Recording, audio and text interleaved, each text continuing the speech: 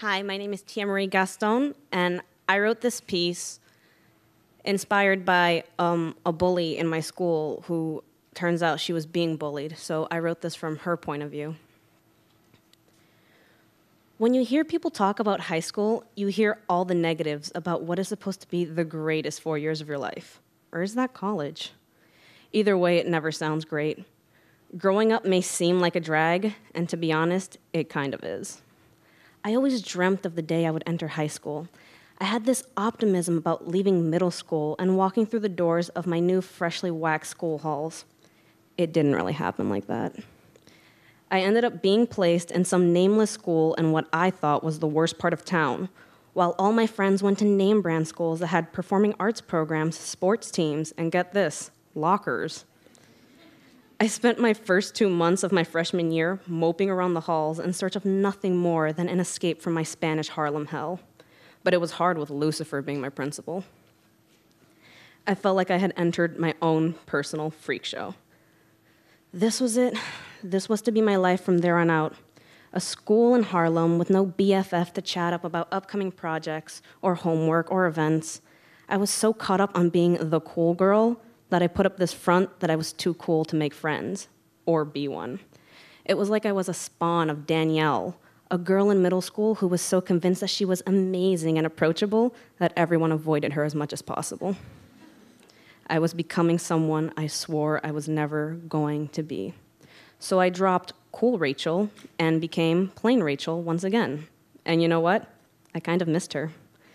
I made new friends, some who didn't work out to my favor, and others who I can't get rid of, even if I tried. But life goes on. I breezed by my freshman and sophomore year, and then I got to my junior year, and things got in the way, life being one of them. Remember what I said about plain Rachel?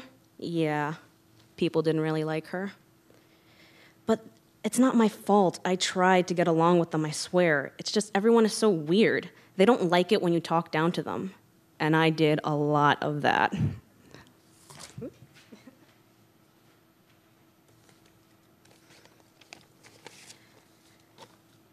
The one thing that got my classmates fired up and against me was not the fact that I may have been a jerk, but the fact that behind every little thing they didn't like about me, they, BB, Laurie, and Caitlin, were always there adding on to the flame. I was doing so well. I ran for class president, I started a new club, and just like a bag of sand attached to a hot air balloon, they were always right there beneath me. I knew I was doing something with my life, while these girls were just trying to make me miserable, a way to mirror their own lives onto me. But what they did one day was just too far. Have you ever seen those cliche 80s teen movies? The one where the bully knocks the books out of the nerd's hands? It's more embarrassing than it looks. Books and papers sprawled out against the linoleum floors. I can hear everyone laughing. Please stop laughing. I tried my best not to cry. I bit my lip, closed my eyes, counted to 10. I was really about to do this. I was about to cry in the middle of a hallway over a few spilt books. Need help? Oh no, I knew that voice. I opened my eyes to see a pair of ratty bleach black stained Converse.